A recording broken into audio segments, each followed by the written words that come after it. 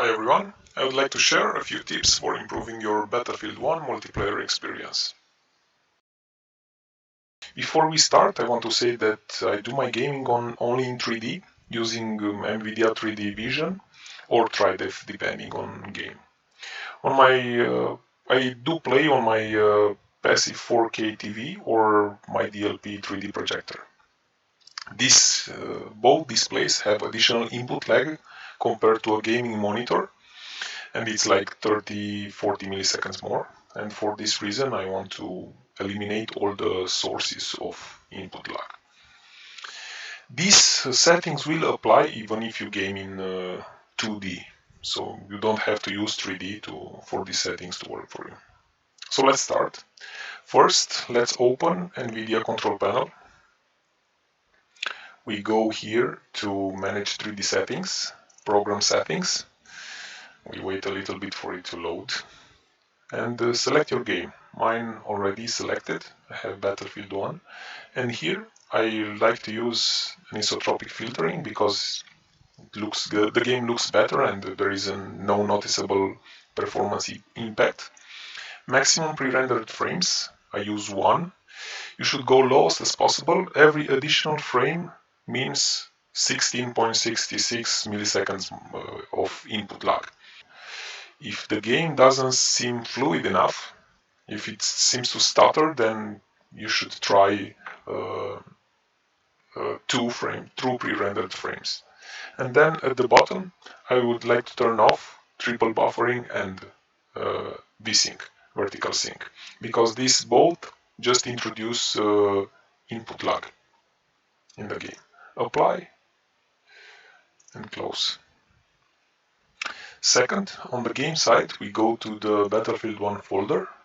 Here we will create a user CFG file. It's simple, just create new document and rename it to user.cfg.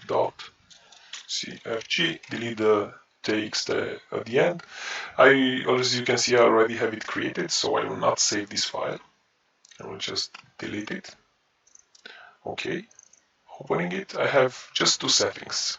During time I had different settings, different options, but they seem not to do anything, so I prefer just to leave the ones on which I see improvement. So game time max variable FPS, for me 67. This should be the highest FPS you can maintain steady during the entire game. If you will have variation in frames, you will notice this while aiming, and I prefer to have a steady frame rate.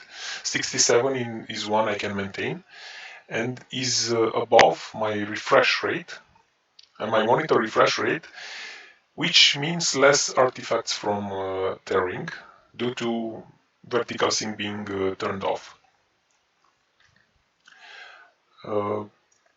I also want to have triple buffering enabled 0, because if I don't put this in my config file, sometimes for no reason triple buffering will be enabled in game.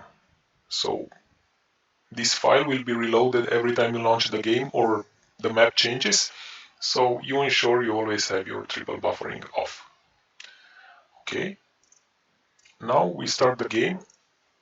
I already have my game started, I will just switch to it.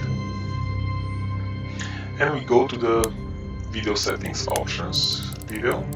Here, as you can see, I have my native monitor resolution, vertical sync off, mandatory, motion blur 0, and weapon DOF off, because you don't need this in a multiplayer game, just nonsense.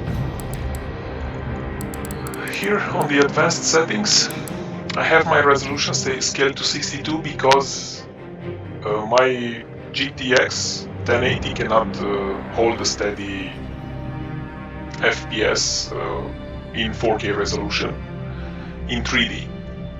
You know, in 3D you need double the processing power to run the game.